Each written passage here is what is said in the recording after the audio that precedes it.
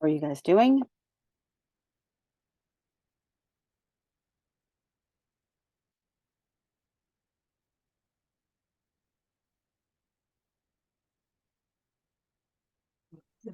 Good morning, everybody.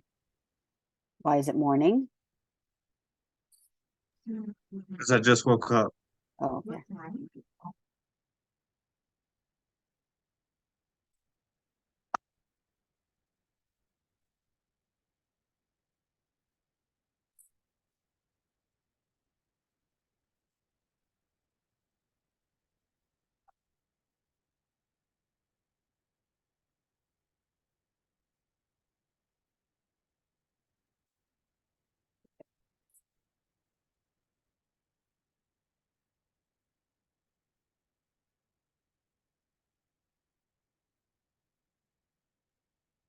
Okay, we're gonna get started. Any questions before we start? I don't have any announcements as of this second. Is there office hours tomorrow? Yeah, tomorrow's Friday, right? At 9 p.m. 9 p.m.? Okay. Okay. Yeah, and then Sunday at 4 Eastern. All right. Okay, so today we're talking about recursion. And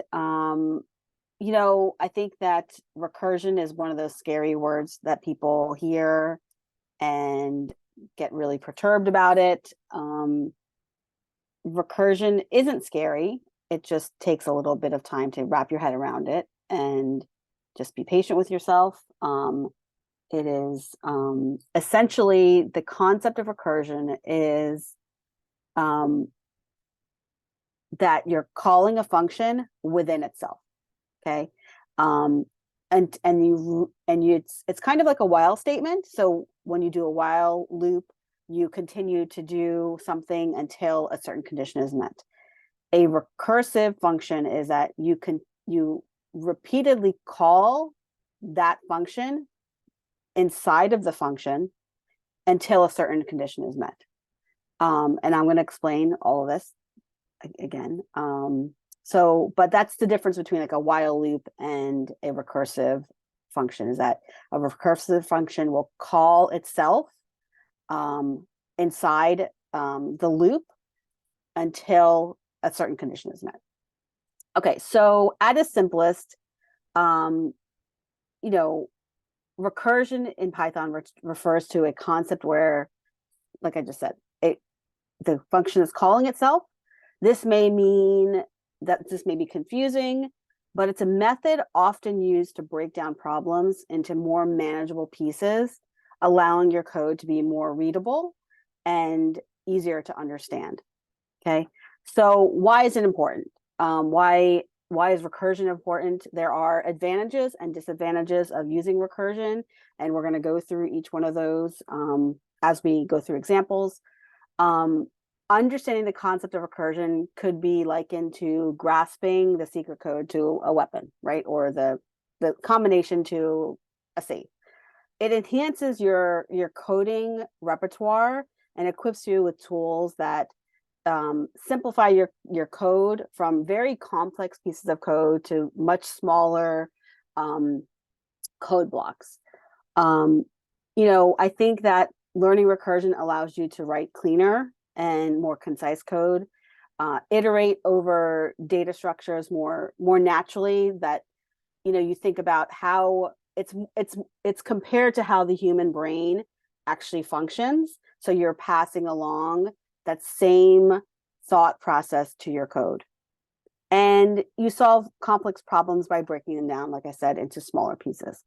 Okay, so I'm going to just jump right in, and we're going to start coding. Okay, everyone can see my screen? Someone thumbs up. Yay, thank you, Sandra. Okay, so I'm going to start with something simple. And like we've seen in week 1, and I'm just going to then progressively move towards, okay, a loop, what is iteration? And then how do we change iteration to recursion? So here is a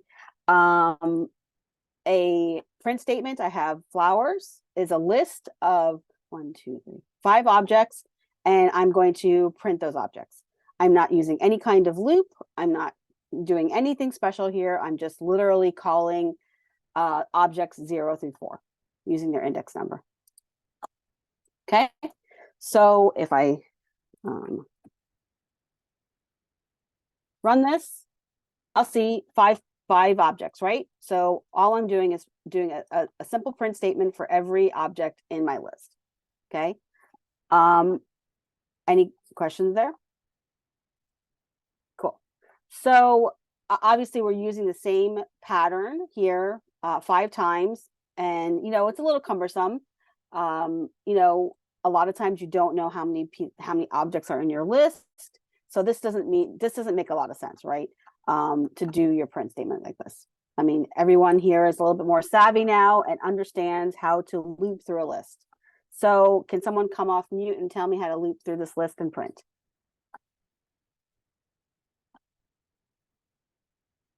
Be brave.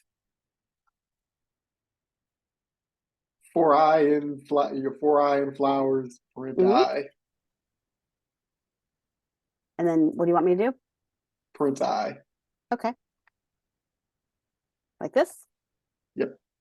Okay. Okay, so here we have a straightforward loop, right? We're looping through the each line and each index, and we're printing it, right? So we achieve this. It's pretty straightforward. Whether we have 100 objects or we have 1,000,000 objects, it's going to print every single one until it gets to the end, right? There is no limit here. It starts at index 0 and it goes all the way to the end of the list until it reaches it finishes, right? So let's look at, so let's talk about recursion, like what you need to do recursion. Okay, so recursion, to start recursion, you need something else to call it. Okay, so just like we're calling the function here to run, a recursive function needs an outside piece of code to actually start the function. So typically, just like we have in all of our code here, we are setting here we don't have, we're running it through just calling the file, right? If we're doing a regular function, we could always say def flowers. Actually, I'm just gonna say function.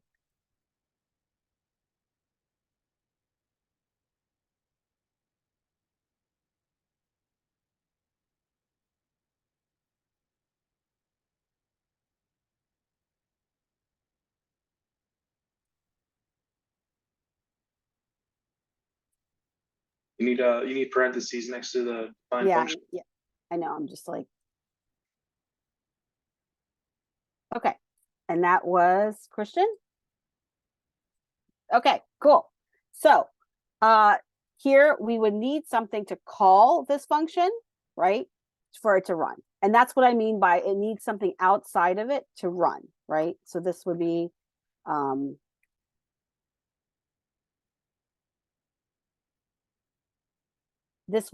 that I'm calling the function and it's an outside piece of code that's actually calling it. So the same thing in recursive. You have to have something else that's calling it to run. It doesn't run by itself, okay?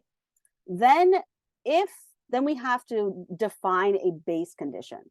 So if the base condition is met, then the program does something or it exits, okay? So just like a while loop, right? In a while loop, you say while something is true, or while x is less than 10, or while this condition is there, we continue to loop, right? We continue to rerun that same code over and over until that one condition is met. And if the condition is never met, or we've set it up that it's infinite, then obviously we have to break the code.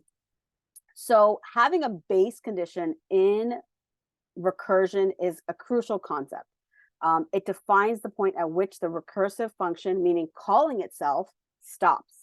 And without this base case, well, number one, it calls itself and it starts producing something meaningful. Okay. So without the base case, the recursion would just like a while loop. If you had while x, if you have x equals to 0, x equals -1, and then while x is less than or equal to -1, it's going to continue to run that loop forever, right? Because it's always meeting. Did I just say less than or equal to -1? Anyway, you guys understand my thought process here. You have to put a condition that actually can end it. You can't just, you can, but you're going to break your computer, or you're not going to break it, but it'll be mad at you. Okay, so if you don't set a base condition, the function does require processing, and it calls itself over and over and over. It's really, the process continues until that base is met, and then the function actually returns something once the base is met. It's called a chain of calls. So if you have your condition to be as long as x is greater than 5, it will continue, like, and if this was recursive and we said x was equal to 5, it will continue to do this piece, to loop, but it doesn't actually print it until it meets that condition, right? It doesn't print anything until that condition is met, and then it actually executes it. So it basically caches it, if that's some way to say it. Cache is not really what it's doing, but it's stacking the information in memory until the condition is met. And once it's met, then it's going to either print or do whatever you told it to do. Okay, so we're going to write, we're going to take this flowers, and we're going to write a function, a recursive function. So let me do that.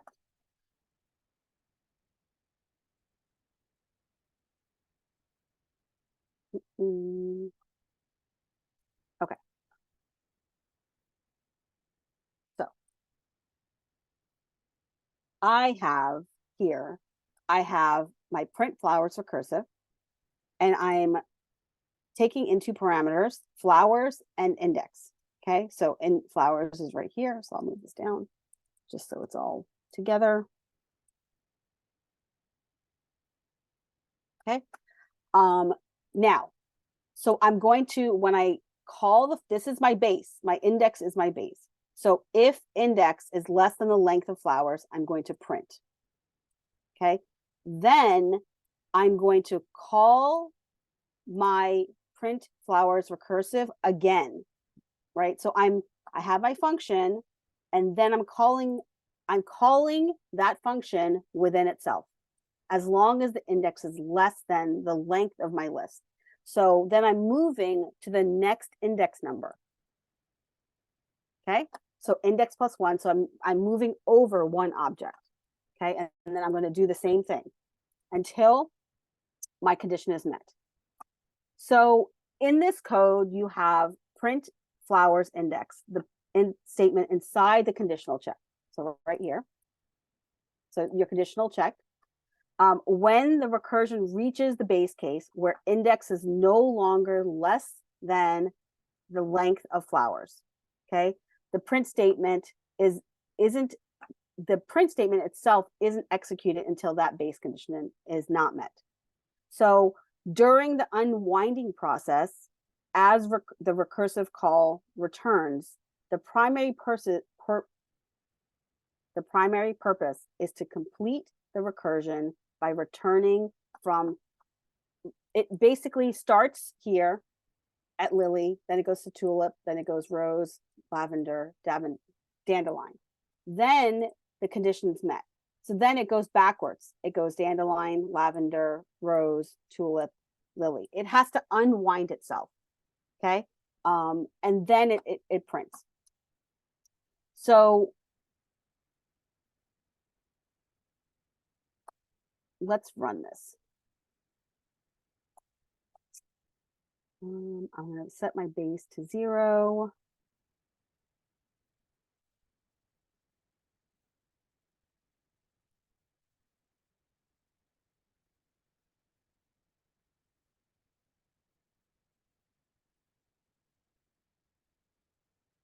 Okay, so here is what I was talking about. Again, just like any function, you need to call it for it to actually occur.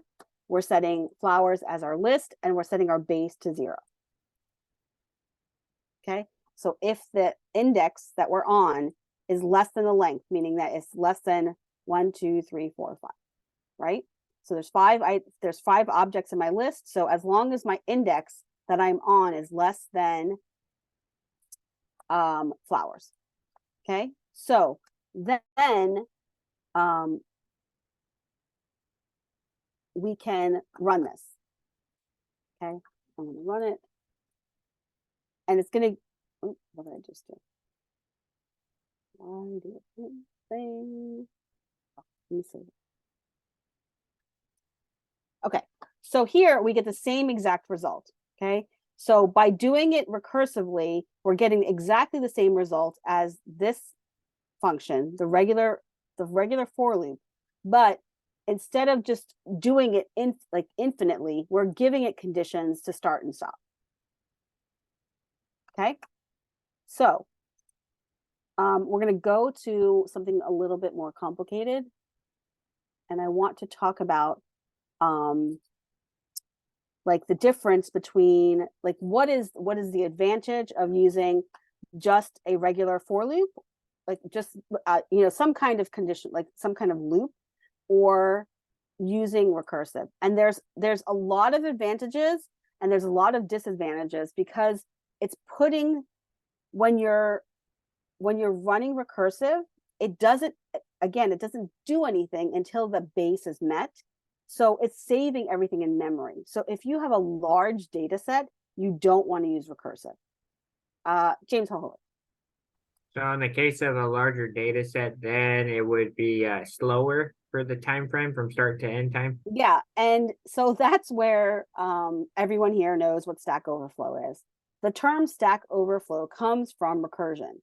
Okay, so essentially you are stacking information and data into memory.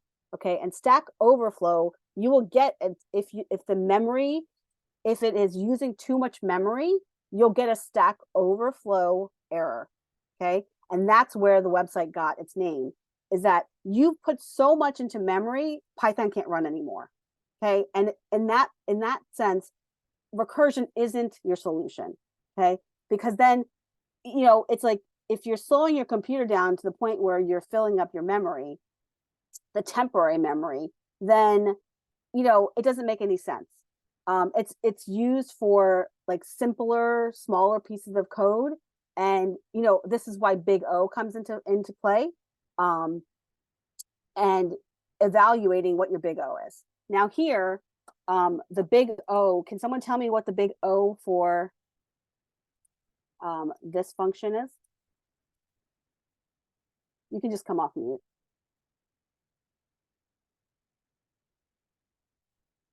So how many times am I touching each object in for I and flower for I and flowers? Just once, so it'll be O of N. Yeah, so it's O of N. So we're only touching it once. We're only going through the list once. So it's O of N. What about this one? O to the power of 2, since you're going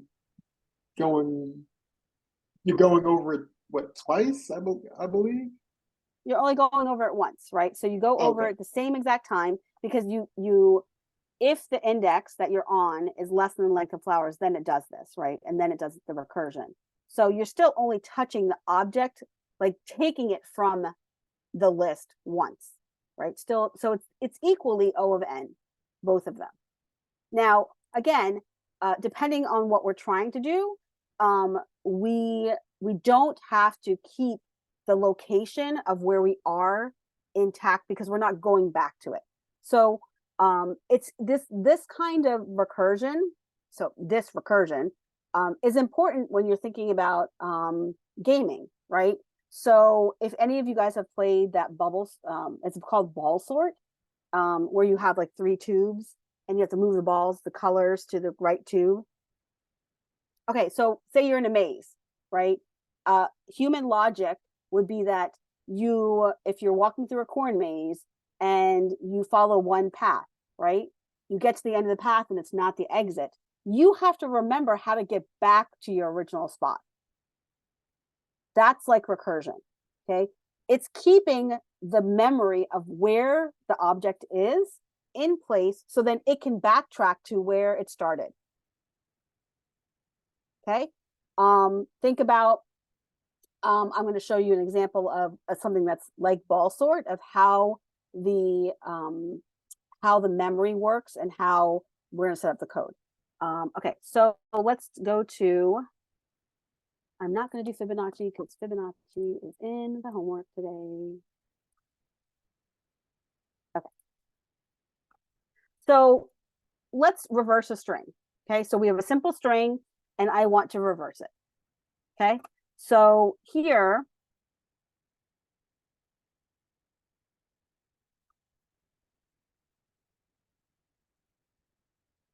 I want to see, instead of hello world, I want to see it opposite. I want to see the exclamation point DLROW space comma OLLE capital H. Okay, so here we're calling print reverse string and we're passing in the string. So it's going to be S, right? Terrible name. Don't follow my footsteps. We're passing in the string hello world. Okay. Inside the function, we check the base case if length is equal to 0. Okay, so here's our base case. Okay, this is when it stops. When it reaches 0, it's going to return S. Okay. Otherwise, we're saying go to the next letter in the string. And we're using S and slicing it because at this point, the first step is going to be you dealt with H, right? Then we're going to deal with E. So we're using a slice to get to the next letter. Okay. So actually it's the next set of so we use H first and then we have the rest of the string. So ELLO comma world exclamation point. Donald. Okay, is the if else statement the base case and then the Yes. print statement the recursive state case? Yes. Okay, Cool. all right, So thank you. so here is what I'm talking about when we are looking at this here, right? So when we're looking at reverse string, the first time it goes through, it's going to look like this. So here is your S at index 0 is your H, right? So it's going to be an H. The rest of the string is S, and then I'm doing 1. So the first slice through the end. Okay. So now I've moved the H to a new spot, right? I've taken it out of the string and now it's by itself. Okay. When we go to the next, it's going to loop, right? Because now length still doesn't equal 0. It's going to come back and it's going to do this. It's going to say,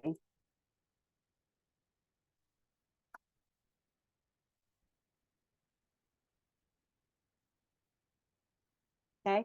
So now it's LLO. This is your slice. And the next letter is an E. It's taking off the E. And it's keeping it in memory, the order that it's taking the letters. Okay. It's not going to print anything. It's not going to do anything. It's just saving those pieces in memory. Okay. So when we hit the base case, when length equals 0, it will return an empty string. Okay. Then the function goes to resolve itself. Okay. So then it's going to do, it's going to unwind. So then it'll go here. So essentially it's going to go through all the letters, okay, and it'll get to the exclamation point. I don't think I need to. So then it gets to the exclamation point, right? And this string is empty, right?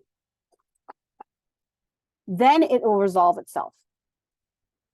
Okay, resolving means we're going to return the string. Okay, I'm going to print it.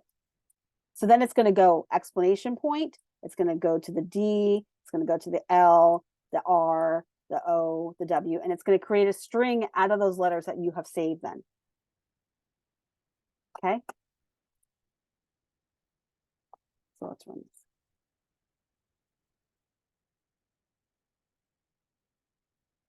So it has reversed your letters by recursion.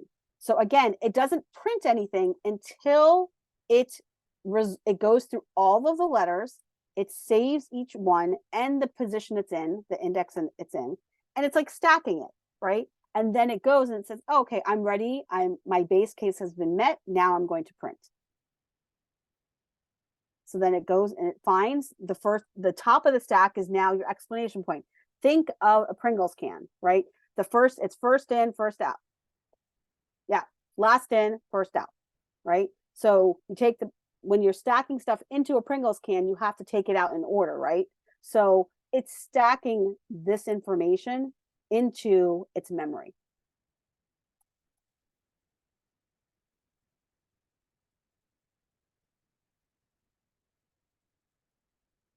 I'm waiting for questions before I move on. All right, I'm going to show one with, let's show one with showing you guys, Eddie. Any comments on nested recursion? Like whether it's good or bad? Yeah.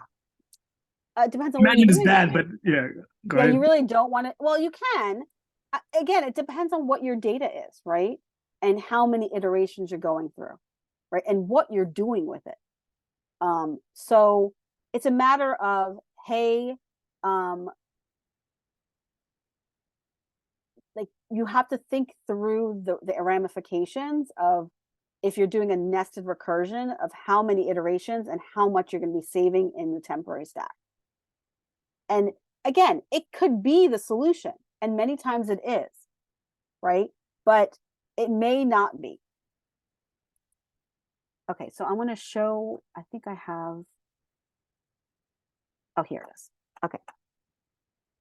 So I'm going to go back to the flowers for 1 second. And I did not mean to use flowers again, and I'm so sorry for all the guys in the room. I didn't mean to be all girly about it. I didn't mean to be all girly about it. It just happened. Total happenstance. Flowers too. Everybody likes flowers. Okay. Everybody likes flowers. All right. So I want to show a illustration of how the flowers works. I'm going to move this down. Okay. So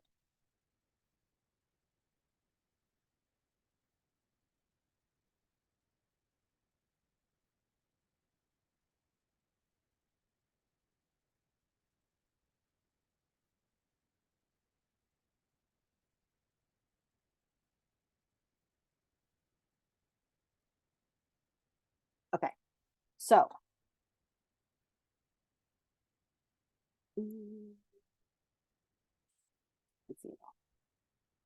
So, and I want to move this so we can see it.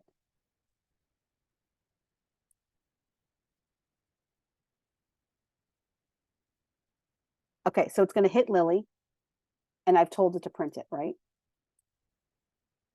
So then it's going to call the next, it calls itself, right? This is your recursion. It goes from index 0 to index 1. It prints tulip, and then it goes to 2. It prints rose, and it goes to 3. Prints lavender, goes to 4. It prints dandelion. Now it's on 5, right? It's right here, right? And now it has to trace its steps back. So the index is 5, the recursion stops, and it's going to go backwards now. It's going to go from 5 to 4, 4 to 3, 4 to 3, 3 to 2, 2 to 1, 1 to 0. And that's when your recursion stops.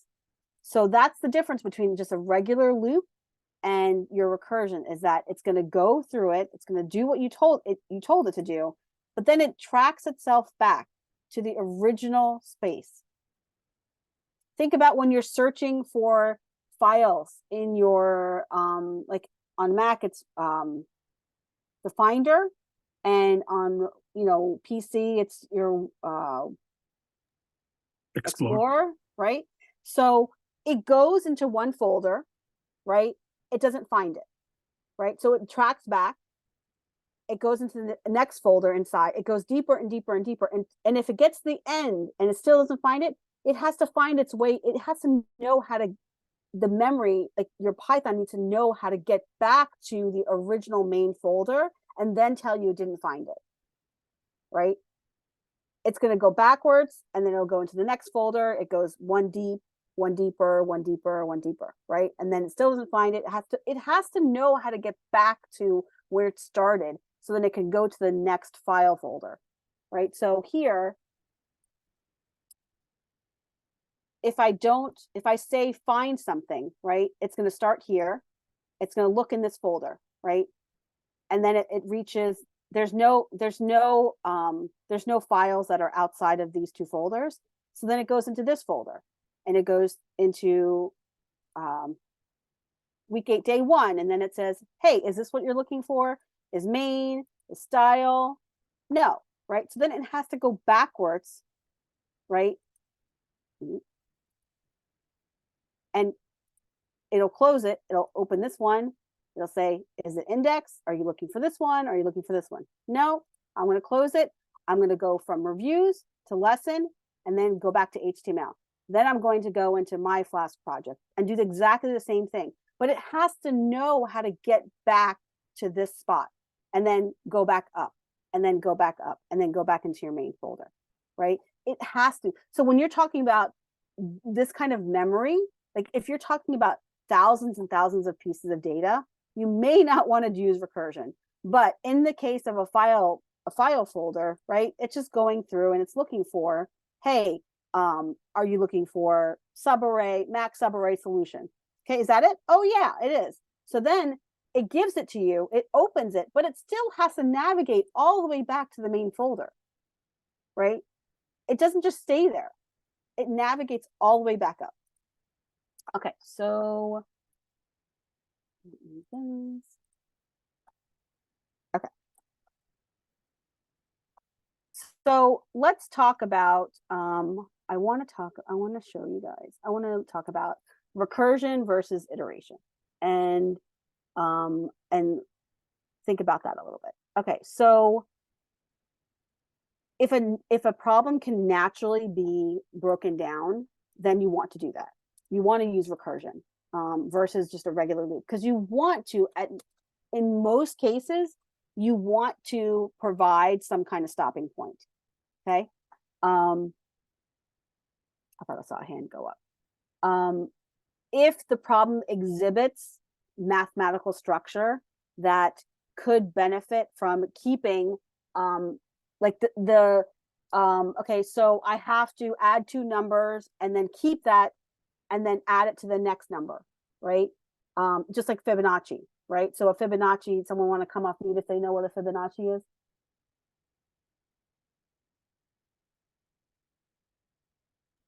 It's a list. It's a list of numbers. There's a pattern of numbers. It's a pattern of numbers that's there's a sequence of numbers that's written in a certain way. And it's like, yeah, 1 times 1, 1 plus 1 equals 2, then 2 plus 1 equals 2 plus 1 equals 3, then 3 plus 2 is 5, and so on and so forth, where it goes on forever. Okay, you're close. So like in Fibonacci, it's you have to add the 2 numbers that are, which way is it, forwards or backwards? So I do The third number the is third number, and then you go added backwards to the one two. behind it, and then the new It's two number numbers. added to the one behind that. Yeah, so it's two numbers. So you have to keep, so when you, if you have the numbers 1, 2, and 3, and you're doing a Fibonacci, you start with 3, and you say, what's 3 plus 2? That's 5. What's 5 plus 1? That's 6. So in that mathematical case, you need to keep that temporary 5 in memory, so then you can add 1 to it. Okay, so in Fibonacci, recursion makes sense because you're using those temporary sums, right? So Fibonacci recursion makes total sense in that case because you need the information that you gathered from the previous step. Okay, you're not just doing one long sum. You're not saying what index am I on and do n minus move over to the left 1, so you would do n minus 1 and then n minus 2 to move over 2 items, 2 indexes, right? So you're not going to do n plus n minus 1 plus n minus 2, right? You're going to do, in recursion, it'll do n, and then that's your first one, right? So then the next step, it'll do n plus n minus 1, right? That it'll keep this in your temporary stack. And then it'll take your temporary stack and add it to n minus 2. So in this case, we're saying the list is 3, 2, 1. Oops.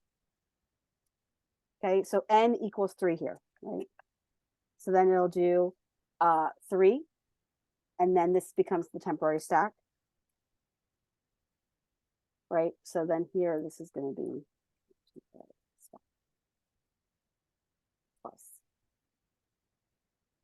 plus n minus 1. So n, oh, I did it backwards. 1, 2, 3. I want it this way. Sorry. Okay, so it takes your third one, which is 3, and it says, okay, that's now my temporary stack. Then I'm going to add the next one over. So n minus 1, so move over 1 index. And now that becomes my temporary stack. So now it's 5, right? Then it takes 5 and it says, what's n minus 2? That's 1, and then that's going to equal 6. Versus doing this. And oops, versus doing n plus n minus 1.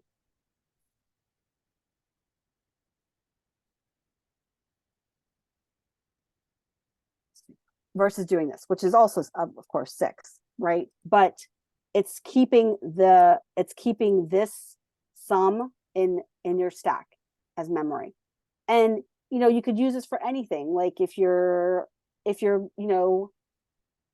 don't know, if you're looking for an IP address and you know that you've touched the one before, so it needs to know that you were on that index before that IP address and it's not the one you were looking for. Okay, so here I want to go back to my notes.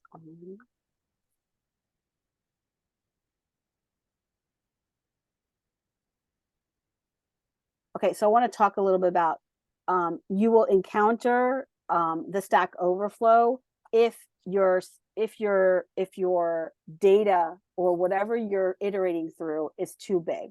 So you will get a Stack Overflow, meaning that your temporary stack that you're saving into is full.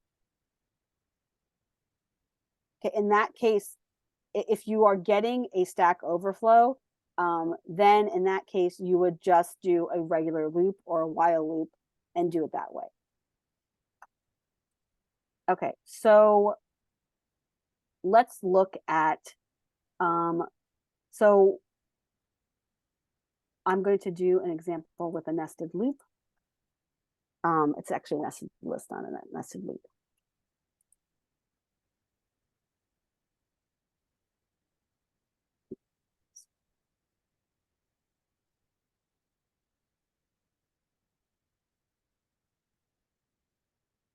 Ross.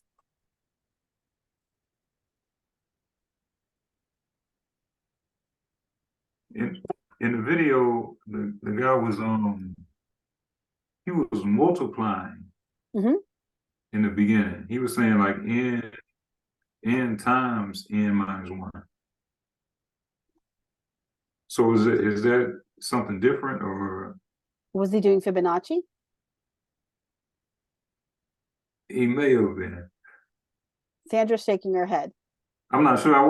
He was doing two He different was- things. Yeah, he So was I- going through like factoring out the problems. Mhm. How Was he doing recursion is factorials? being- Yeah, factorials. Yeah. So he Yeah, was he doing wasn't doing factorial. Fibonacci. He was doing factorials. Yeah, so in factorial, you do, if you're doing 5 factorial, you do 5 times 4 times 3 times, you go backwards in that way.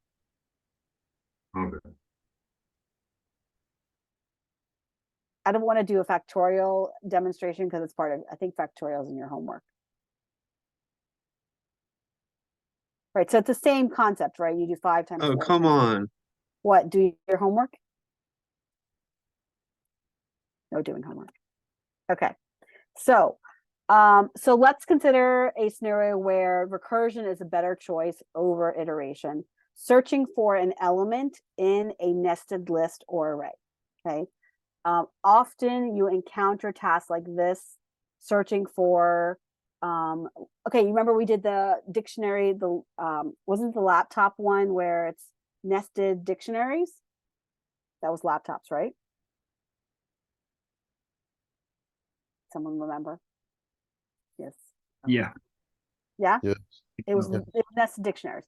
So Yeah, you it could use recursion in that exercise because you are, again, you're going into the dictionary, right? Then you have to open the inner dictionary, then you have to open the inner dictionary. So if you think about that, it's how does it get back to the original dictionary to go to the next one, right? So it's a much faster search if you're doing it, if you do recursion in that exercise, because it's keeping its path.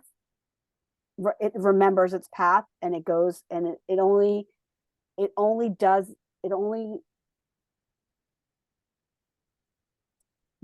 the step that you want to do when it reaches its base case. Okay, so here, I have it, here it is. Here's your nested list, right? So I have a 1, and then I have a list here. Then here we have a list within a list. So it's 3 deep. So you have a list here, right? This is your first level. This is your second level, and this is your third level, right? So in index number 2, we have a list within a list within a list. Okay. And Eddie's laughing at me. Okay. So it's all good. So this often happens, right? It's like you get data from a client and it's like so messy. They don't know what they're doing and they just dump all their crap into like these nested lists and nested dictionaries, and you have no choice but to actually deal with it. You can't redo all of their data until it makes sense, right? Unless you have a data scientist on hand that can do that for you, which you're probably not going to have, who can do all that work and make your life easy. People make way too much money. So here we're going to, okay. So in this scenario, we use the stack to keep track of which of the elements and their path, right? So where is the 3, right? I'm going to go to 1, then I have to open my list, and then there's a 2 there. That's not what I'm looking for. Then there's a 3. Oh, there it is. But how do I get back to the original thing if I'm looking for a second element? Okay. Okay, so here,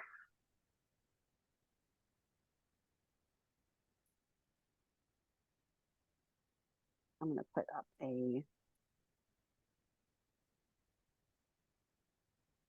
okay, so you have 3 arguments. You have nested list, you have the list to search in, you have target, which is the element I'm looking for, and you have path, which is a list to keep track of the current path I'm in, looking for that in the nested structure. So where am I essentially in my search, right? So just like your file explorer, it has to remember where it was to get back to the main folder, right? It has to be able to navigate back to the main level, right?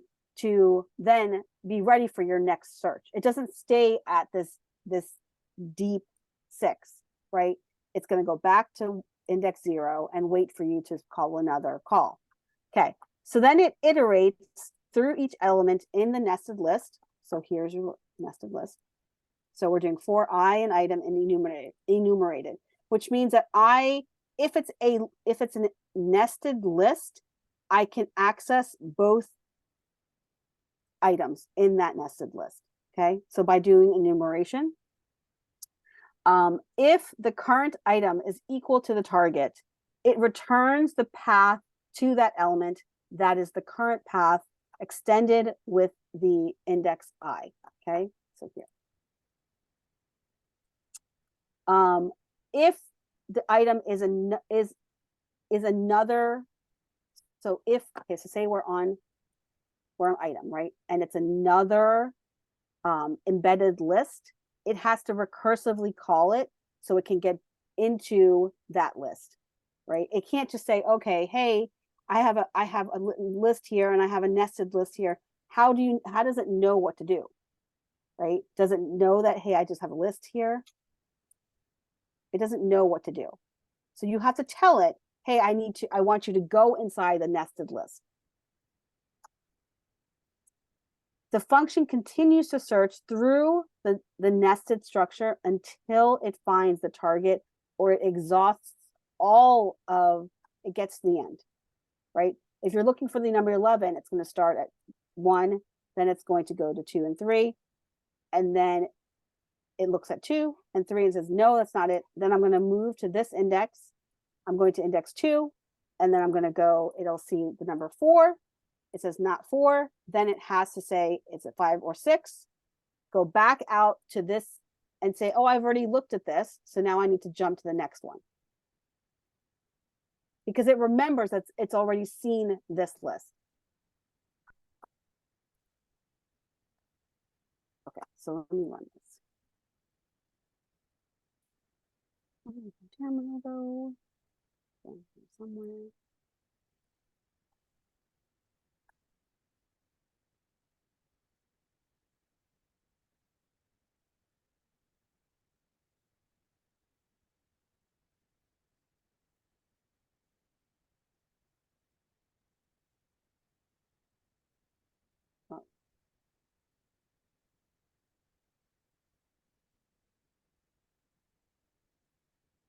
Okay, so here I'm looking for the target 6. Okay, and I want it to tell me was found at, I have to remember where I'm printing the location of that 6, right? So it's at, where is 6? Right, it's at index 0, 1, 2, right? Then there's another nested list, that's the 1. And then it's, why is it 2, 1, 1? 2. Would 5 be 0? Yes. The 5 would be in the 0 position, right? Yes. Thank you. Okay. Sorry, had a dumb moment there for a second. So yes, so that's why it's saying 2, 1, 1. And this is a great example of why you're using recursion, because you have to remember where you are. Right?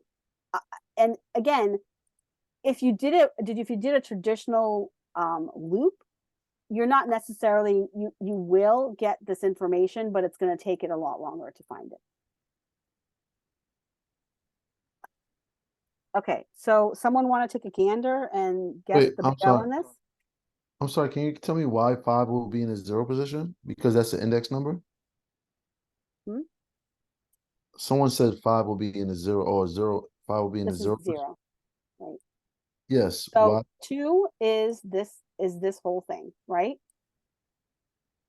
Is the whole Okay. thing. All right, so someone want to come off mute and tell me why this is a 1? the list is in the 1 position, and then Right. inside the list, the 6 is in the 1 position. So this is object number 2, right? It's at index 2. Then you have to get to this list, right? So that's a 1. The 4 is index 0 inside of that list. And the 5 and 6 embedded, the nested list is at index 1. And then inside of there, you have 5 at index 0 and 6 at index 1. Thank you. So the nested list doesn't restart the index over. It's already in a list. Mhm. So 5 is the one. Yeah. Wait, say that one more time, Donald. 5 is what? So, well, okay. So if a nested list is inside of the list, the index starts over and 5 is a 0. Yes. Or, okay. Okay. Yeah, Thank so you you're for 5 and, correcting me because I was like, wait a minute. okay, so again, this is at index 2, right? So this is index 0, this is index 1, this is index 2, right? So now this is here. So then we have to say it's inside of this embedded list, right? So what's the index of the embedded list? The 4 is a 0. This embedded list is a 1. Then we go inside of there, and now you have 5 and 6. This is a 0, the 5 is a 0, and the 6 is a 1. And that's why you get 2, 1, 1. Ephraim. Thank you. So what about the second one? So when the 7, same thing, the 7 will be a 0 and the 9 will be a 0? So the 7 would be a 0, and the 9 would be a 0. Okay. So let's okay, so let's look for 9, if you want to look at 9, right? So it's gonna be 3. So 0, 1, 2, and 3, right? Then it's saying it's index 2. So 0, 1, and 2. And then inside of this list, this is at index 0. I got it. Thanks. Okay. So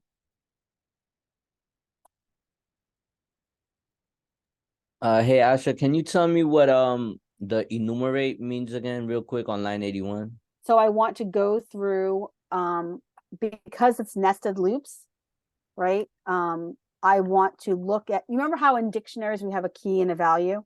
Mm-hmm. Right? So because I want to look at each one. It's a built-in function that is used to iterate elements of an iterable, right? So I have nested lists, actually a two level nested list. So by doing enumerate, I can look at this list that's nested and then look at what's inside of it. Got it. Right? It's forcing it to look inside of that each element in that list, while keeping track of both the element and its index number. Okay, it's a useful tool when you need to know the position of each element, so the index number of each element.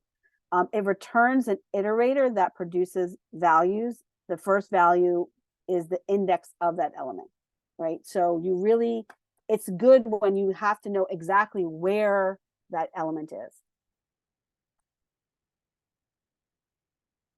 So here, I'll do here.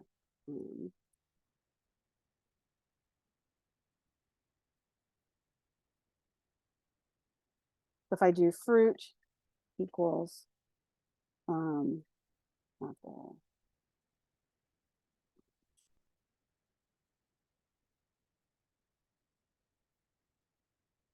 Okay. So if I do for index and fruit, right?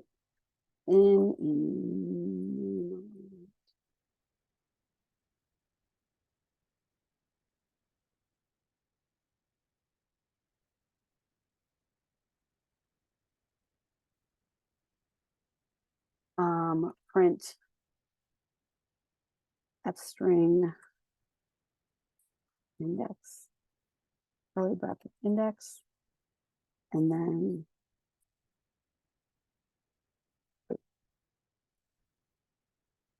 so in this example,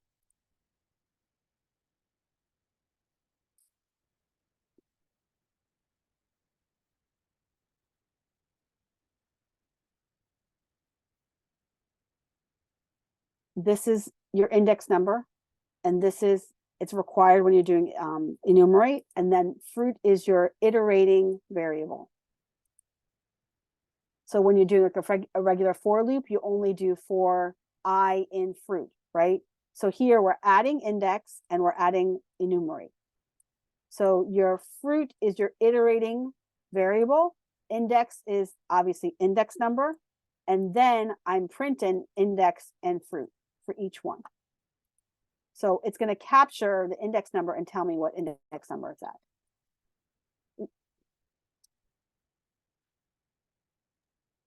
So the index is going to print out apple, orange, and blueberry, as where fruit is going to tell you the index of apple, orange, and blueberry? The opposite. So index is going to give you 0 for apple, and then fruit is your iterator variable. So just like you do here, right? So for fruit in fruits, right? Print fruit.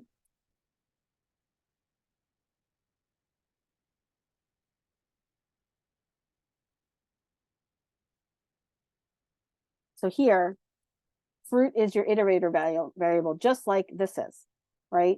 By adding enumerate, I also gain the information of index. Okay, and it's keeping track of those. It's keeping track of where it is, and that's why you need the recursion. It's saving it, right? It's saving where it's saving in the stack memory where it is. Okay, so I want to, what time is it? Okay. I want to do the stack of Hanoi, which is a very, very popular question that comes up in interviews. And okay, so let me just stop sharing this for 1 second.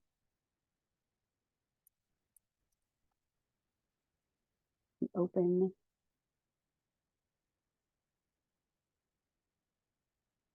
So let me share that.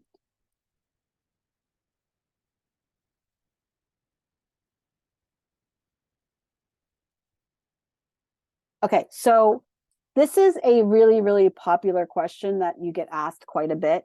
So the question becomes, okay, you have a tower and you have 3, it doesn't matter how many, like objects that you need to move into, you need to move the disks. And the goal of the disk is you can move 1 disk at a time. You can stack a disk on any of the 3 posts. So you can have disks on all 3, and you cannot put a smaller disk below a big disk. So in this sense, if I'm looking at number 4, I can't move number 3 back onto, so whatever's on C, I can't move the 3 on top of the stack B because it's bigger than the 1. Okay, so the goal is that you want to move all your disks from A to C and make sure they're in the correct order. And the goal of this coding exercise is to find out what is the minimum number of moves that you can use to get to the solution C. Sandra. Can you move them backward? Or only Yeah, forward? you can move them in any direction. Oh, Yeah, so you can move them. So the first thing is you're going to move this is the solution, right? You move disk 1 to C, then you move disk 2. So you can see the numbers. These are the steps. Move disk 2 to the middle one, to B. Then you move the small one, number 1, back to the middle. And you move 3 on step 4 to the end. Right? So then you move the green one, number 1, back to the first one because it's empty. And now you have the largest at the bottom in C, and you have B, which is the number 2 with the middle size, and you have A with the small size, right? So at this point, it's easy, right? You can move number 2 from B to C, and then you can move A to on top of number 2 in C. So it takes 7 steps for you to, this is the minimum number of steps to solve this Tower of Hanoi. Okay, so now we have to figure out how to code it, right? How do we know the size? And how do we actually move it? Okay, so we're going to start, I'm going to stop sharing this. Did I see a hand go up?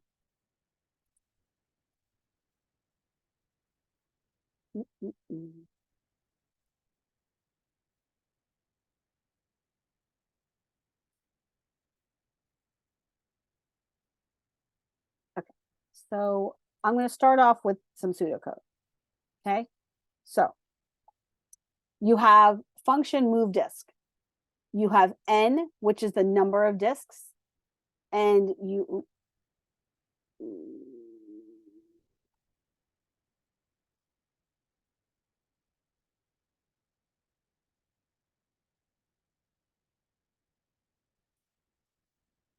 oh, I'm like, okay, it's all pseudocode, so that's why I'm like, it's not actual code. So we're going to start, okay, so then you have a from post where it originated from, the to post, which is where it's going, and you have a temporary post, which is the middle one. So here you have move disk, you have n, which is going to be a 3. In this case, there's 3. They're all starting on level on post A. We want to move to post B, and we need to move to post C, and the temporary post is empty, and it's a B. Okay. So the first thing we're going to test is n equal to 1? Because if n equals 1, meaning there's only one disk, I can just move that disk from point A to point C without any problems, right? So that solves my problem in 1 step. Otherwise, we're going to do recursive. We're going to move the top of the disks from the from post, so from A to the temporary post, to B, okay? And see, and we're going to use so to the temporary post using the to posts as temporary storage, okay? So I'm going to move my, what's the first step? The first step is from removing the smallest disk to point C. And let me post this in so you guys have it. I'm going to put it in chat, the little picture.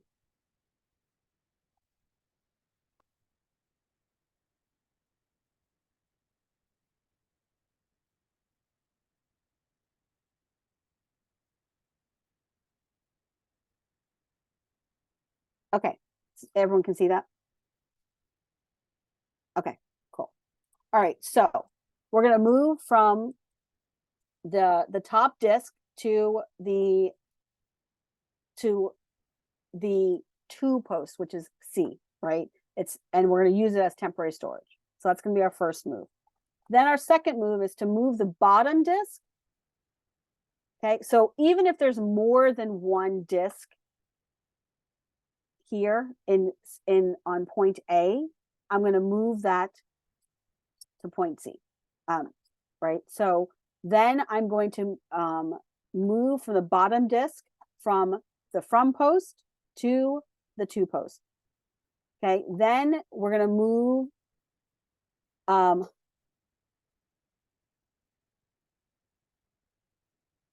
guys haven't C learned. to post to. Yeah, but we haven't learned this one piece of the code yet, so I can't do it until Monday. Or we'll do this on Monday because there's a part of the code that we Okay. haven't learned yet. So we'll do this part on Monday. Does it have to do with that you have to move now 2 objects instead of just one? Yes.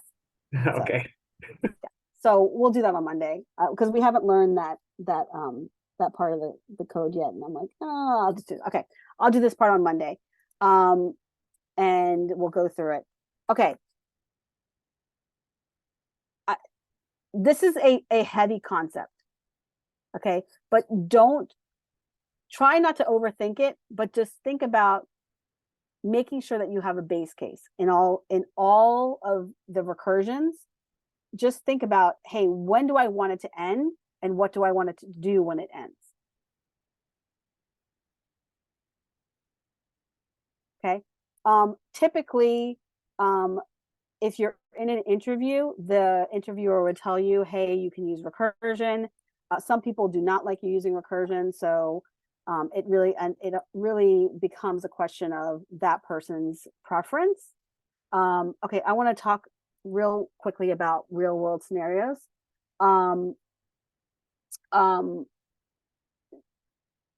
So if you think about like pseudo random number generator, so when you're doing like temporary passwords, you set up these random generators using recursive algorithms to solve those problems. So I know that I've used so the example I used the other day with the guy with the crypto disk that's stuck, they would be using recursion, that I've touched these letters, so I'm not going to do it again. I've already used these.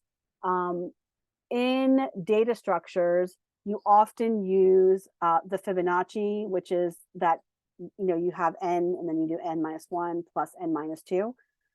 It's often used in computer science for doing queues, and we're going to learn queues on Tuesday. And again, like this is something that you just have to practice and just do it lightly, and then it'll be okay. Just don't overthink it. Let me think. We talked about file traversal. We talked about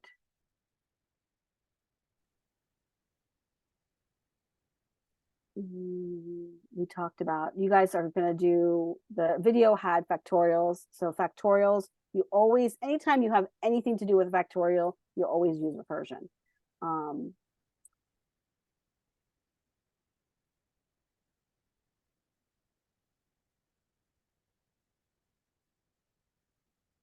And I'm trying to think.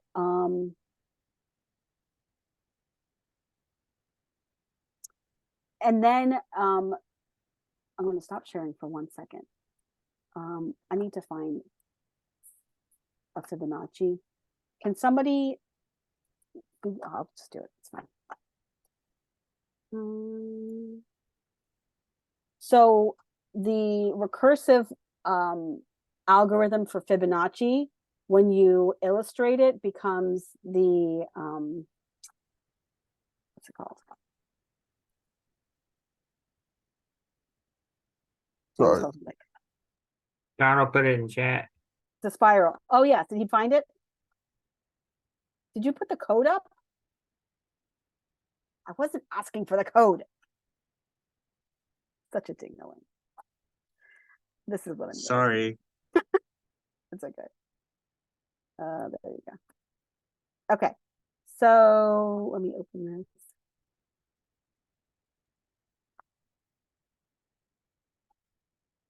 Share the screen. I'm sure that most people have seen a Fibonacci before. So a Fibonacci, when you illustrate the data points of a Fibonacci sequence, it becomes this beautiful swirl. And obviously, you can see that, it's the pattern of a hurricane. It's the pattern in Cosmos. It's often used in like Subatomic particle movement. Ooh. Yeah. So, it's used everywhere from art. This sequence itself is used everywhere. In art, in science, It's in our DNA. in our DNA, in astrophysics. It's one of the most famous algorithms that recursion uses, and then when you illustrate the data points, it becomes this really pretty swirl. And okay, all right, so the homework today is you guys are going to do Fibonacci. You're going to, and Donald already put it in chat, so thank you, Donald. And there's 4 and beginner level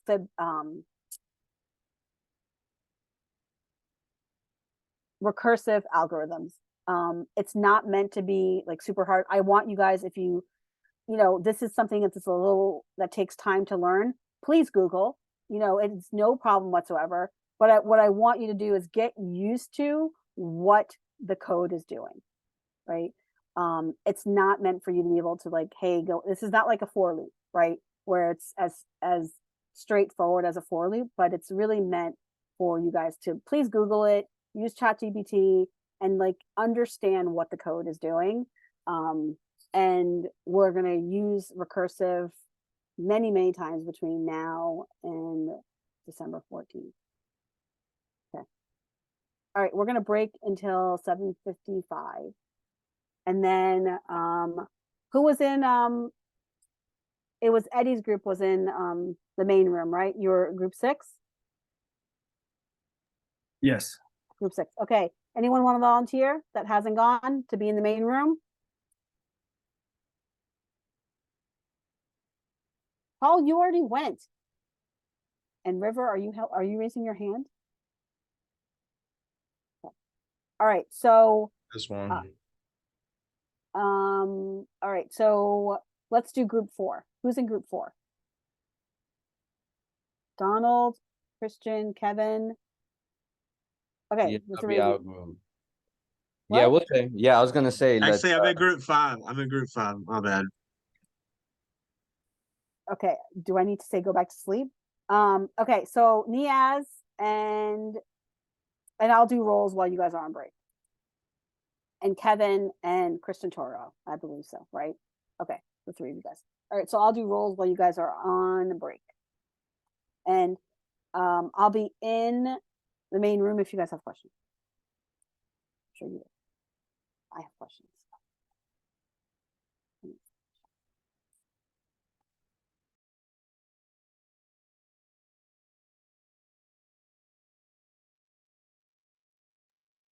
Yes, you do. God, it has really affected me badly. Like I missed my like 2 appointments in a row with Archana, and I think like 3 strikes you're done, and I think that was my 3rd strike. What does 3 strikes are done mean? Like you can't do it anymore. Like if you miss 3 coaching with her, you can't do it anymore. I would beg. So I'm trying to, and she's not answering. She was out of the office Monday and Tuesday, so she might be a little bit. Oh, okay. Yeah, and I love my appointments with her. And matter of fact, I think I'm gonna ask her to help me make a sleep schedule. Because like everything else is just yeah. I told my boss the other day, I was like, look, he called me the other day, asked me to pick up hours this week, and I was like, no, I'm not picking up any hours. 40 hours a week I could probably manage, but I've been doing like 60 plus hours a week. Hmm. And I'm getting behind on my class. And this is important.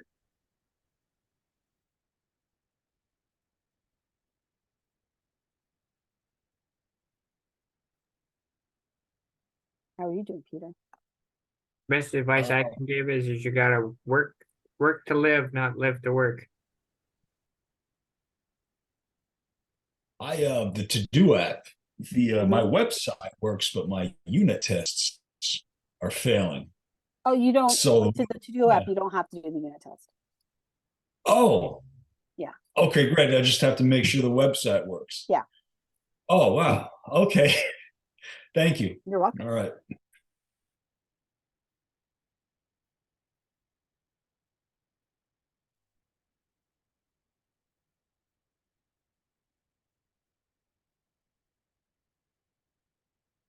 Yeah, Archana, it's funny that you talked about enumerate because yesterday I found a thing that says how not to look like a noob. Mhm. So instead of this, use enumerate. It looks Okay. cleaner and you won't look like a noob.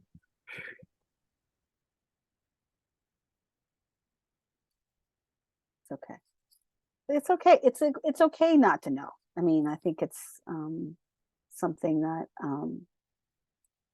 you generally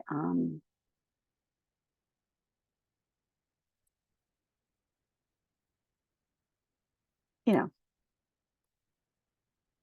I just thought it was funny because I even typed that in yesterday was enumerate, and then you're like, Mm. oh, we're gonna talk about enumerate today. It's awesome. Okay, so I am going to put this into I don't know if we can do it here. Can I do it here?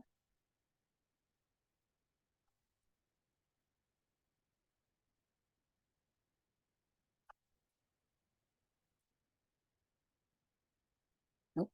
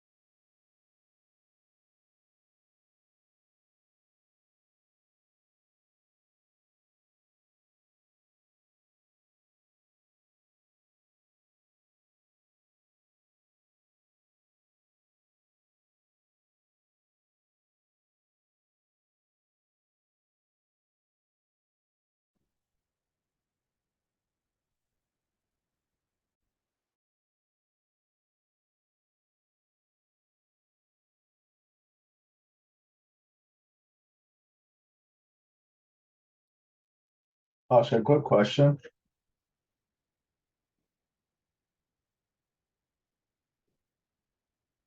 Yes.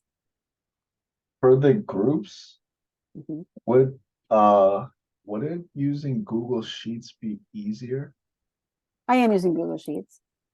No, but instead of just downloading it, sharing the link, but everyone who clicks on it will be anonymous. Because then you don't have to like save it as a file. That's what I'm doing. Oh, I'm gonna share the link in just one second. okay, because all the other weeks it's usually sent as a PDF. And Yeah, I'm like, not doing it in PDF. I'm doing the link. all right, cool.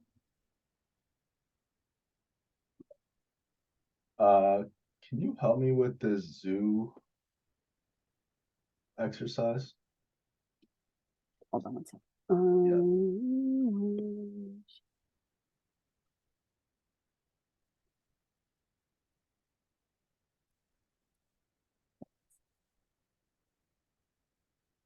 Mm.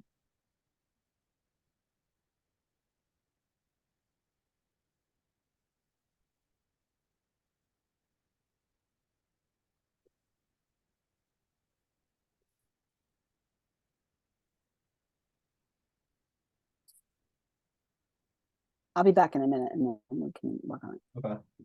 I'm gonna try to sort this out in the meantime. Thank you. Okay.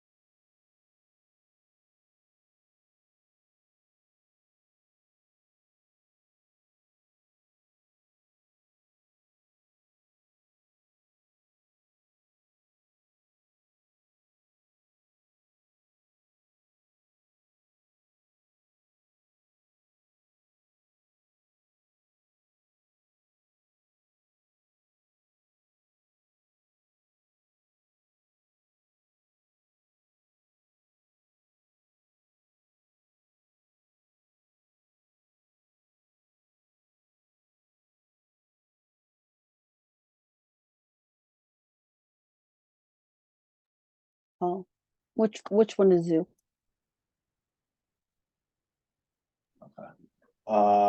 Week 8, day 4. Okay.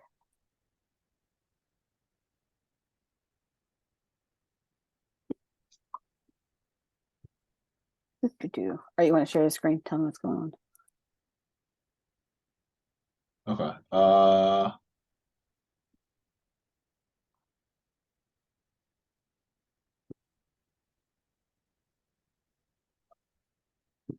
So I'm like having trouble processing classes. I guess I'm just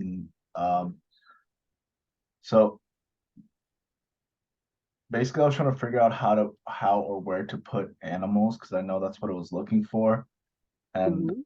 I wasn't really sure if it goes in here or build zoo. Well, let's see. So it's asking you to do that as an empty. So line 5 says initialize the empty list of animals. So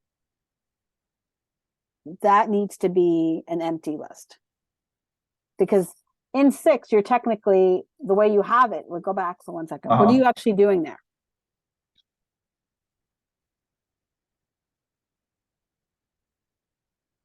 I thought this was how to initialize the class. Okay, but what exactly are you, what is zoo and then empty parentheses? What is that? It's the name of the class. Right. So do you want to initialize animals as the class itself? No. Well, don't do yes all of it. You need that. Well, so the rest of my code is my zoo because I was all right, so let's do this first then. Okay. Okay, perfect. All right. So then you have add animal, right? So we have to do our attributes. So So wait, implement the add animal method. It should add an animal to the zoos list. Okay. And it's taking in name and species, right? So you have 2 attributes, name and species, right? So what are line 12 and 13 doing? I don't know the exact wording for it, but I just remember for the most part in here, all the self dot name is equal to the right part of the name so that it can be referenced later. Okay, that's right. So you're creating the object, right? So it's going to be whatever name you pass. So whatever object it is, it's going to get the attribute name, right? So whatever name it is. Then you have the species. What species does it belong to? Okay. Then you have to. Wait, I have a quick question. Mhm. So, by the self-assertion error here, this part animals, is that forcing me to name this portion animals? Well, first of all, I'm looking, what is you're doing self-assert line 15. Oh, so this is when the unit test was ran. Yeah, yeah. So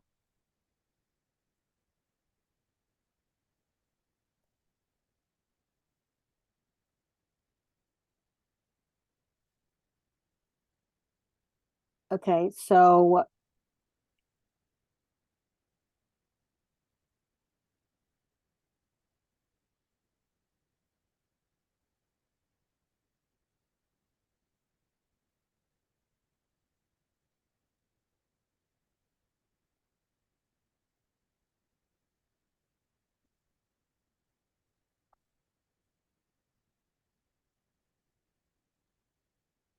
Yeah, so I think you're gonna have to open another like a dictionary to append that too, because right now you're appending it to self.animals. yeah.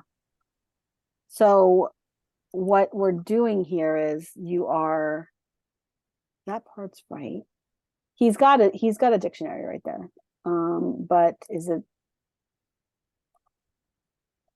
Okay, so can you save that instead of doing self.append? Uh-huh. Can you save that as a variable first and then append the variable?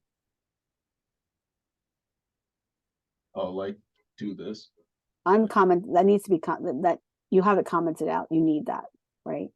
So self.append. Mhm. Oh, you're saying do this? Add a line. No, just do like animal dict or whatever equals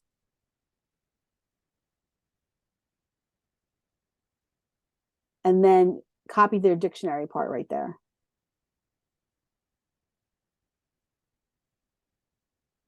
Okay, so then it's going to make the key in your the key pair values, the name and the species. Then you can add animal dict.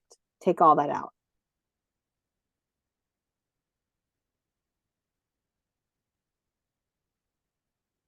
You can use your append. That's fine. So now what we're doing is on 14, you create your key value pairs.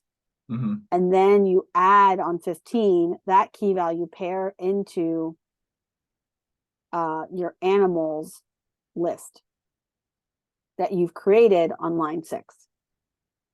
Okay. Wait, can we stop real quick? Sure. I don't know if maybe this is the direction you're heading, but just interpreting or what when I read the terminal, right, and it says self.myzoo.animals, does that mean because it says .animals here, when I am doing line 6, it is basically forcing me to have this set as animals and nothing else? Right. It's calling the attribute animals, right? Okay. All right, so I need to change everything else because okay. Wait 1 second. It might work once I do this.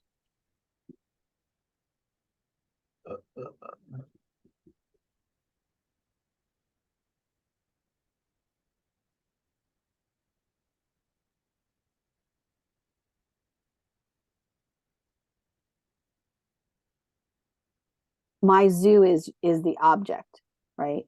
We're not calling the object itself. We're calling Yeah, I think I also confused myself attribute. because I was addressing this, the my zoo portion. I got you. All right. Are the breakout rooms not open yet? Oh, I'm sorry. Thank you. Hold on. 2 seconds. Says we need access to the sheet. Oh, crap.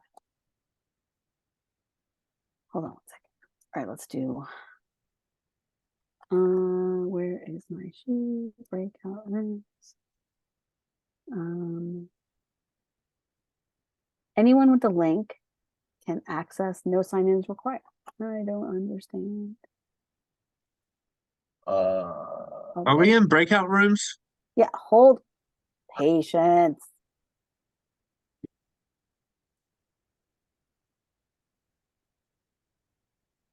Are we in breakout rooms?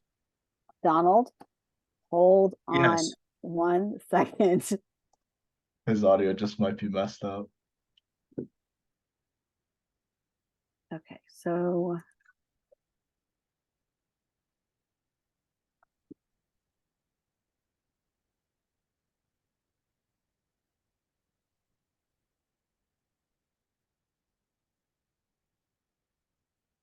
okay, River, can you try it again for me?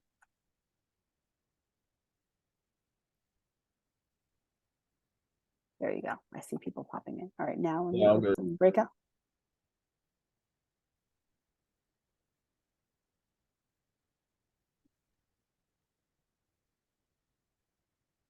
Okay, the breakout rooms are open. Thank you. All right, Paul.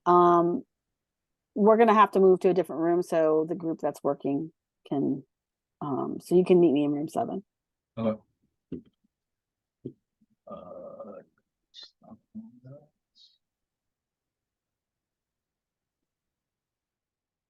Okay, so the breakout room list is in the chat and the breakout rooms are open.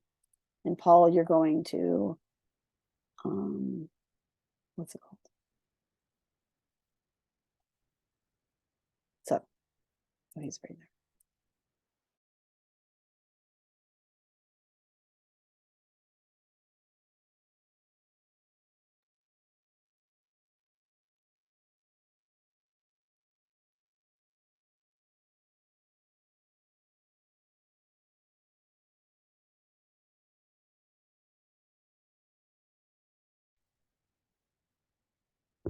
All right. All right, fellas, let's get started. I guess I'm navigating today. Who's the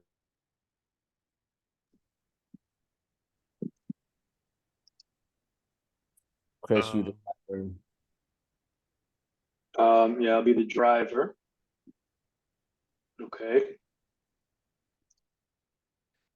So let's all get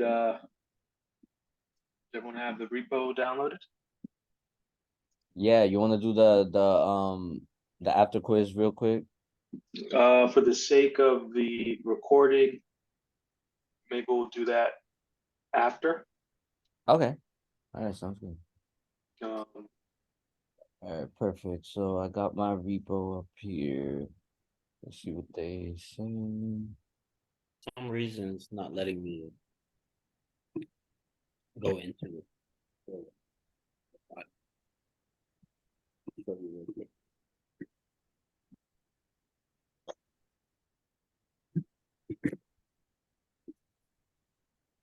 I'm trying to.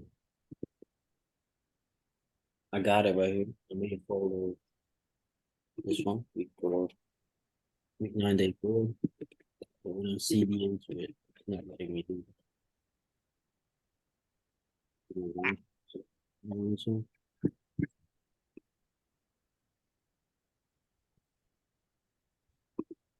Just created it.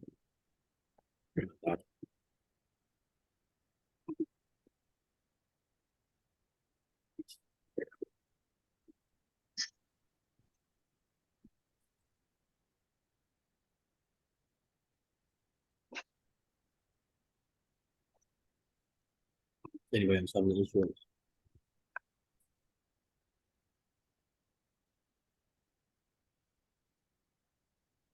Wait, what's going on? You getting an error?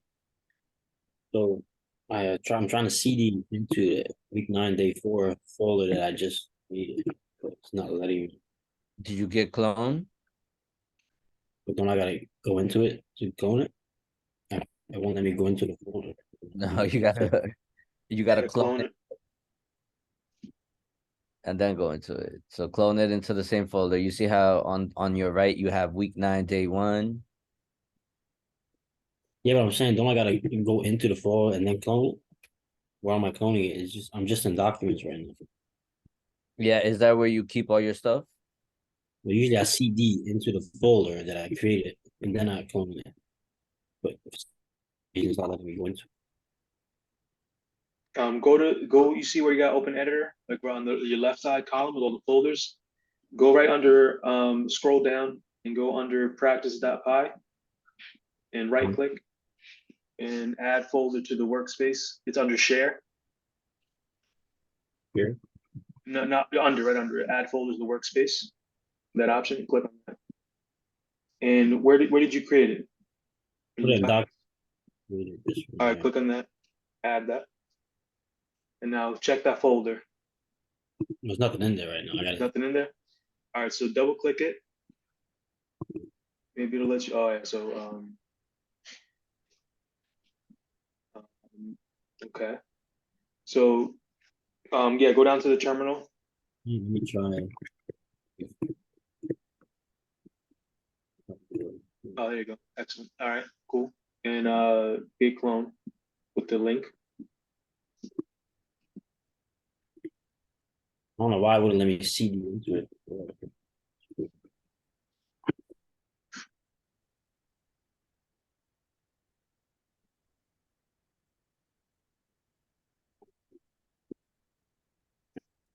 All right, awesome. All right, now. Who's wait, so I'm driver?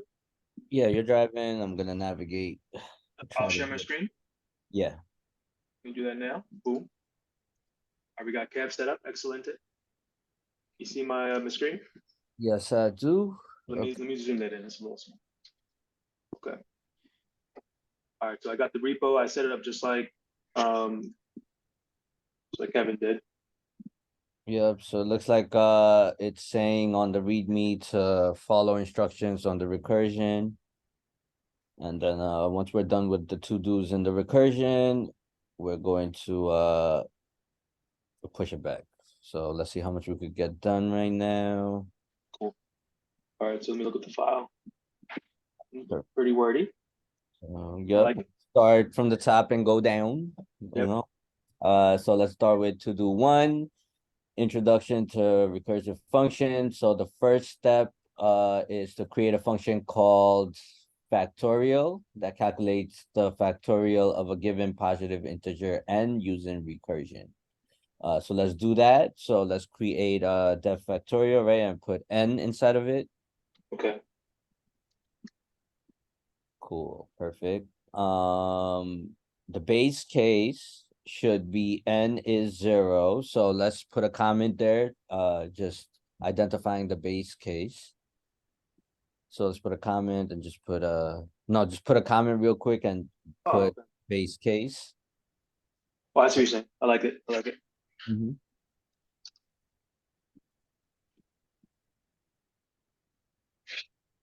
Thing is, what is the Comment to that hashtag. yeah, I forgot the hotkey for it. Oh, it's But, control M, was it? Oh no. It's control slash.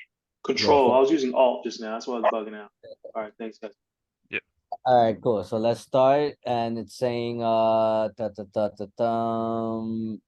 the base n is 0, so which in this case the factorial is 1. So if n is equal to 0, return 1. That should be easy. Okay, and I think that's all of to do 1. Is there else that we should put? Which is factorial 1 example?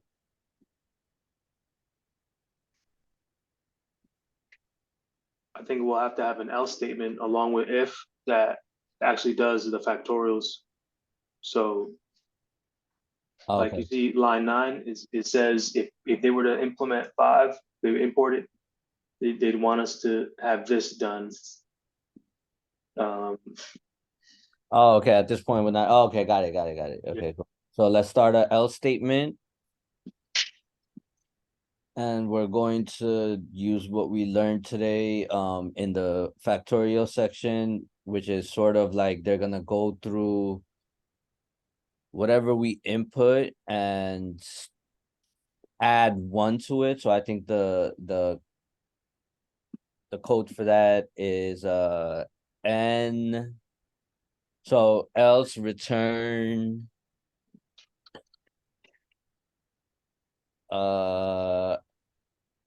n times n minus 1, something like that. Right? I forgot. Let me have to look back to my notes real quick. Well, in order to become recursive, we'll have to use factorial inside inside the definition. So like what Okay, you're so saying is it's like something like that, like factorial 1 n minus 1. Yeah, return n times n minus 1. I think that looks good. Anybody else has any other input? Factorial n minus 1. This should ultimately go to n, multiply n by whatever n times 1 was. I when I was watching the video, they said something about how if it's 0, it's automatically 1. So if n equals 0, so we already did that, right? So if n equals 0, return 1. So that means that it's automatically 1.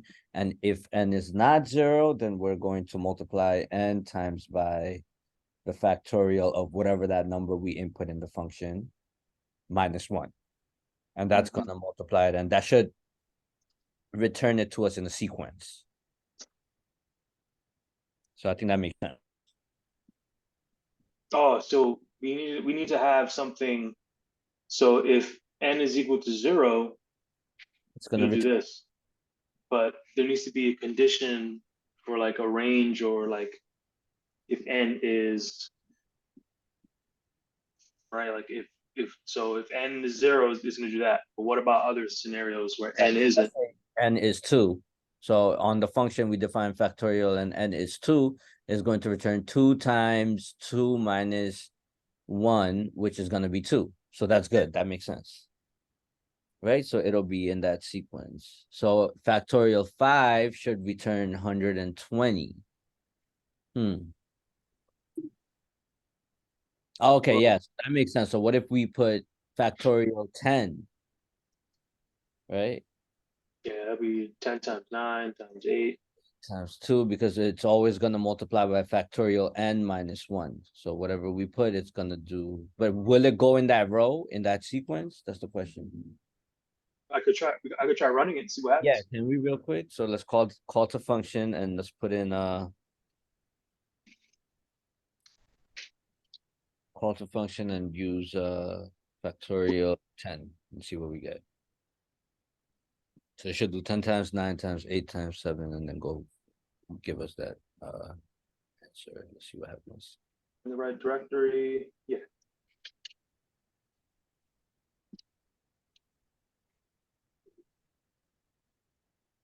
Yeah, that sounds. Does that look legit? That's a big number. It looks legit. Let's Yeah, I try think it the looks good. 10 let's times do 9 times 8 times 7 times 6 times 5 times. I'm just doing it right now. 4, okay. 3 times 2 times 1. And it should be 362,880. Yep, so it's working. Okay, perfect. So we got that out. Excellent. That works. See, so that including the function in the function made it recursive. Excellent.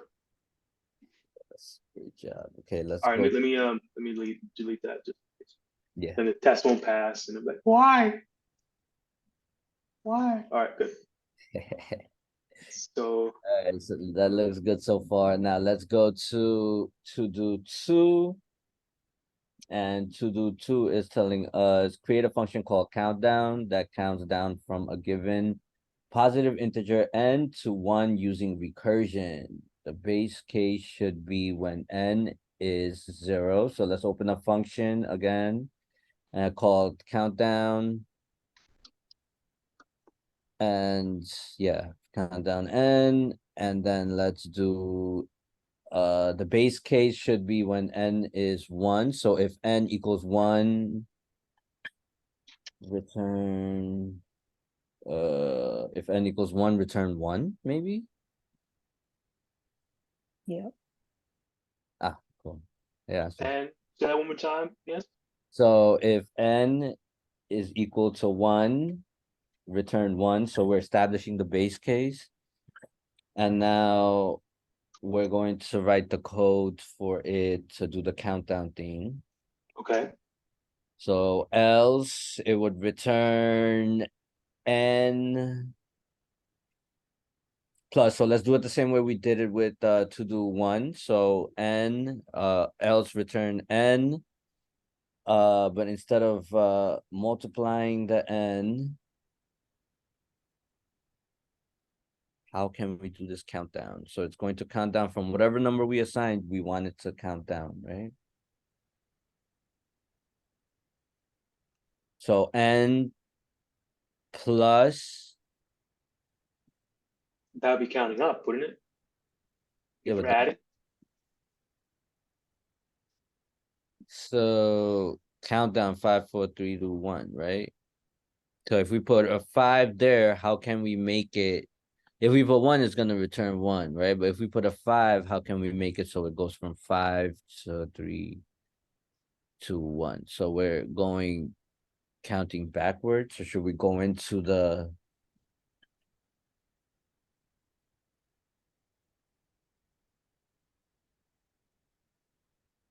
I think you're on the right track thinking of like addition, but maybe a different operation.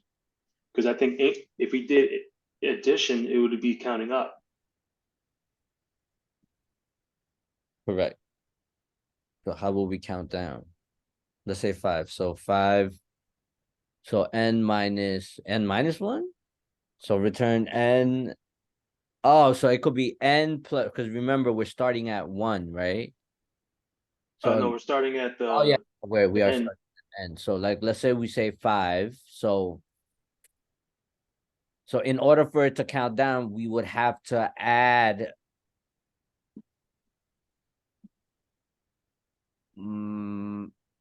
okay, so I'm trying to see how to explain it. So in order to start from the highest number, we're gonna have to add, right? So I'm thinking n plus n minus 1. So let's say if the number is 5, right? Then 5 plus 5 minus 1 would be 4. You see where I'm getting at? Yeah. And then it'll be 3, because it'll be 3 plus. Can we try it? So n plus n minus 1, and let's just try to run it and see what happens, what comes back. Because then I think we're stuck where it's not gonna show 5 if we're putting 5, because I don't know. Let's see. Maybe it is a different mathematical thing. With 5, right? Yeah. Okay. Yeah, it's gonna give you. I think that's gonna give you something different. Like a 1 number. Yeah, it's gonna give you one number because we didn't reiterate through the. Oh yeah, that's true. So we have So to through it. It only did 5 and 4, so it stopped at 4. You know, and also it didn't list it out. I'm wondering, does it need to be a list?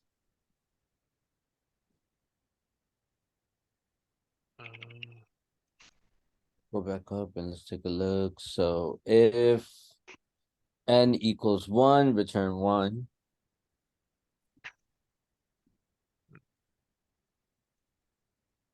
Right, and I should confirm that. Else, we are going to return a list. Yeah, so it does have to be a list. Else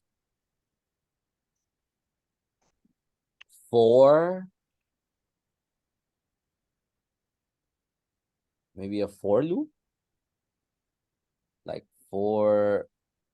Well, I mean, Well, yeah, we don't have anything to loop through. yeah, exactly. So it can't be a for loop. So We gotta have the word count down here somewhere. I think that's what Patrick was suggesting, to make it recursive, like how we added. You know, we use factorial in the definition of factorial. Yeah. So we gotta have somewhere in here. We gotta have the word countdown. oh, okay. Return n plus countdown n minus 1. Can we try that?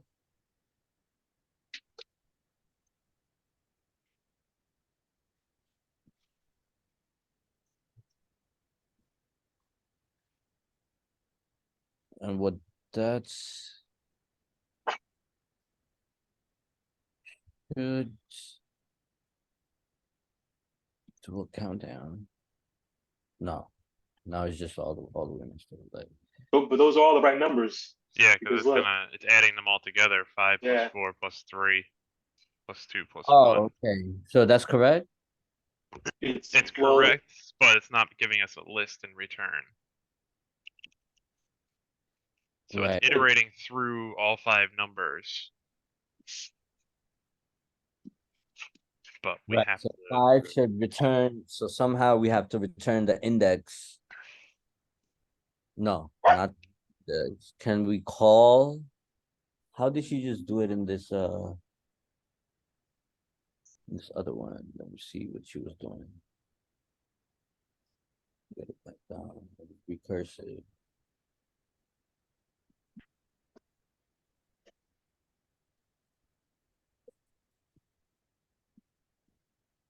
So for item.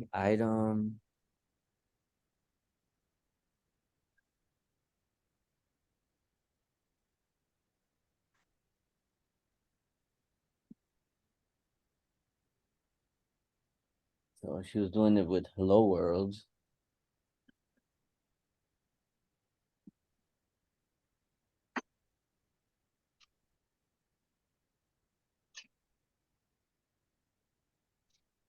It's giving us the total. So I don't know, I'm kind of stuck. I wish Asha was here. So Um, let me try to put this.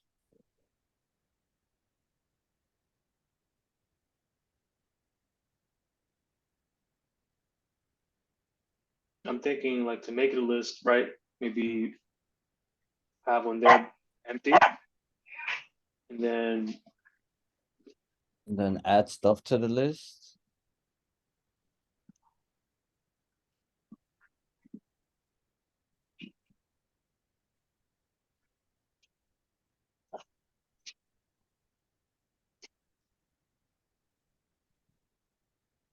do after that like count dot append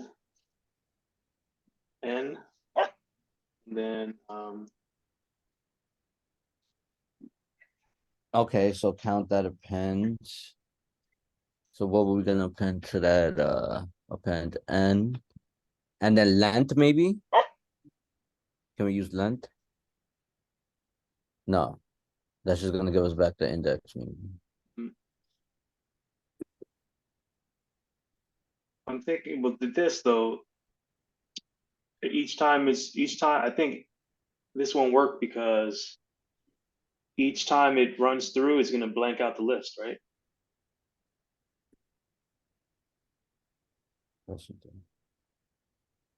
What if we set the list before the if statement? Put it up here. Yeah, or is that not something we can do? I think we could.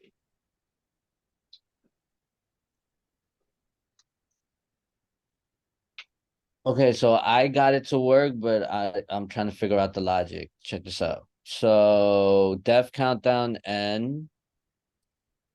You don't need to open the list, right? So do if n equals 1. Okay. Okay, so delete that. Yeah. Okay. Return 1, but put the 1 in brackets. There you putting a lot of stuff in the brackets. I just try to see if this thing works. Like that. Yeah. And now else return again n in brackets.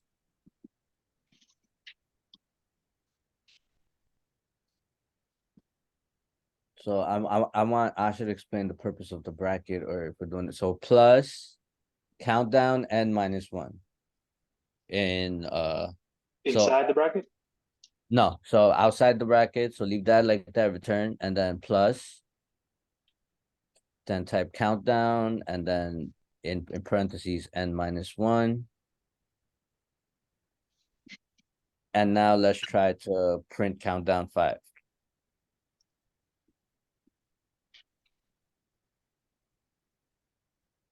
Wow, yeah. Yeah, so I'm thinking like, what is the purpose of the bracket? And why, like, what's the logic of why this worked and what we was doing? It was a matter of putting the brackets around it. So is it because we're returning it in a list? I think so, yeah. Yeah, creating one, like okay. With Well, everything else? yeah, because it's gonna start at the else statement because n doesn't equal 1, n equals 5. So it's gonna return n in the list. So it's gonna return 5 in the list and then reiterate back to countdown n minus 1, which is gonna force us back into the loop. And then it's gonna be n equals 4. So then it's gonna go back to the else statement again, return 4 into the list, then Okay. do 4 minus 1 equals 3, and then keep going back through.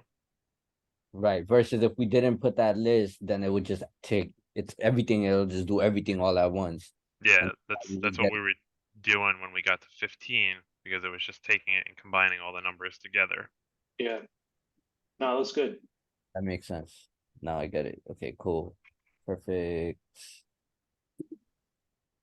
All right, so to do 3 recursion versus iteration, let's create a function called def sum of sum of digits that calculate the sum of digits of a positive integer n using a recursion. So sum of digits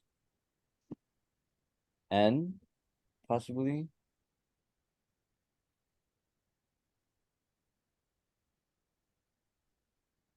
Yeah, I think it's always gonna be the sum of digits or whatever the function is with the n inside the. The parameter is always going to be n. Yeah, I think so. Okay. At least at this point. I think Okay. we're gonna be able to finish this off because I got the Fibonacci sequence because of Donald. So the last. I remember it from the video too. Before class, like it was the guy broke it down pretty interestingly. So Okay, cool. So let's kick this off so this is out the way. Okay, so let's okay, now recursion versus iteration, create the base should be n is less than 10 in which case the sum is n itself. So we are going to put, let's do if n equals 1, return 1. Wait, no, no. If n is less than 10, return n, because this in which case the sum is n itself. So if n, so that's the base case. okay. Okay. Else, now that's going to be the recursive case. Else we're going to return. So what is it asking us to do? So the base code case should be n is less than 10, in which the case the sum of digits should return 15, 1 plus 2 plus 3 plus 4. Sum of digits 9 should return 9. So if it's less than n, then it returns n. Else,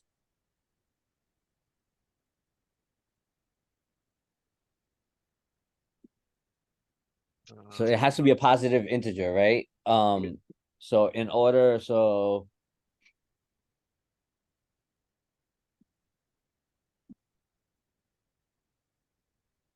using, okay, so recursion that calculates the sum of the digits of a positive integer.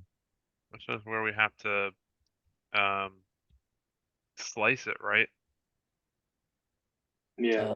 Can do that. Yeah, go for it. Let's see. How would I that have look? no idea how to, but It should return 15 with. Yeah. So if the number was 15, the answer would be 6 because it's adding 1 and 5, right? You're saying? I believe so. Yeah, but it Well, says, this is what well, it says if we put sum of digits and we put 1, 2, 3, 4, 5, it should return 15, and which is going to be 1 plus 2 plus 3 plus 4 plus 5. So how do we loop through the digits in one? If n is less than 10, return n. Else,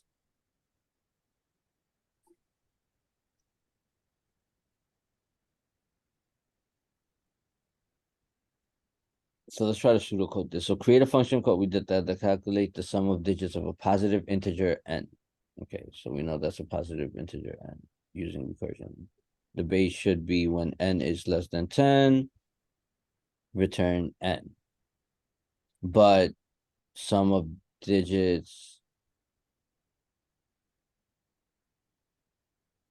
but if it's more than, if n is more than 15, or if n is more than 10, so else, right? If 10 is, yeah. So like this is what Patrick was saying. Like we have to treat this string of integers and like start like add the first one to the second one and then the third. oh, so we do a split? Yeah, I guess a split. Would that be like, Sum of digits split n, split dot n, or n dot split or something like that.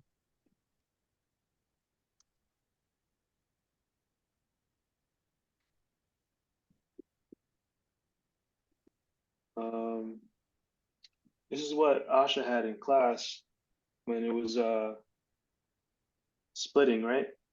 The bracket next to the whatever was given. So like Yeah. the first value is this.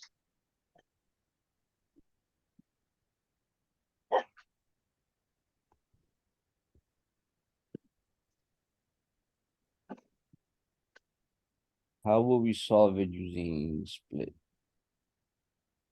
So, that what you're doing is slicing. You're not splitting. So it's going to n and going through the entire index of n, and it's slicing the first index, which in this case,